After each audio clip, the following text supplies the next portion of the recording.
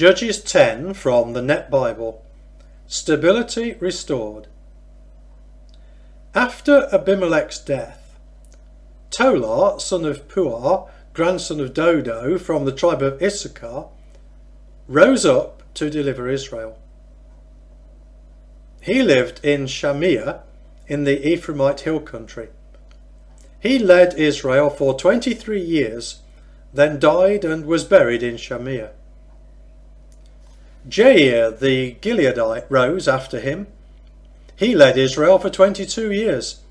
He had 30 sons who rode on 30 donkeys and possessed 30 cities. To this day these towns are called Havoth Jair. They are in the land of Gilead. Jair died and was buried in Camon. The Lord's patience runs short. The Israelites again did evil in the Lord's sight.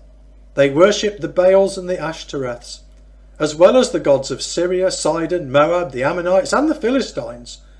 They abandoned the Lord and did not worship him. The Lord was furious with Israel and turned them over to the Philistines and Ammonites. They ruthlessly oppressed the Israelites that 18th year, that is, all the Israelites living east of the Jordan in Amorite country in Gilead. The Ammonites crossed the Jordan to fight with Judah, Benjamin and Ephraim. Israel suffered greatly. The Israelites cried out for help to the Lord. "We have sinned against you. We abandoned our God and worshipped the Baals." The Lord said to the Israelites, "Did I not deliver you from Egypt, the Amorites, the Ammonites, the Philistines, the Sidonians, Amalek and Midian when they oppressed you? You cried out for help to me and I delivered you from their power. But since you abandoned me and worshipped other gods, I will not deliver you again. Go and cry for help to the gods you've chosen. Let them deliver you from trouble." But the Israelites said to the Lord, "We have sinned. You do to us as you see fit, but deliver us today." They threw away the foreign gods they owned and worshipped the Lord. Finally, the Lord grew tired of seeing Israel suffer so much.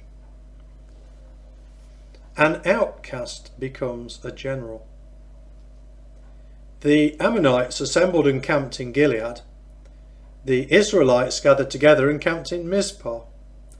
The leaders of Gilead said to one another, "Who is willing to lead the charge against the Ammonites? He will become the leader of all who live in Gilead."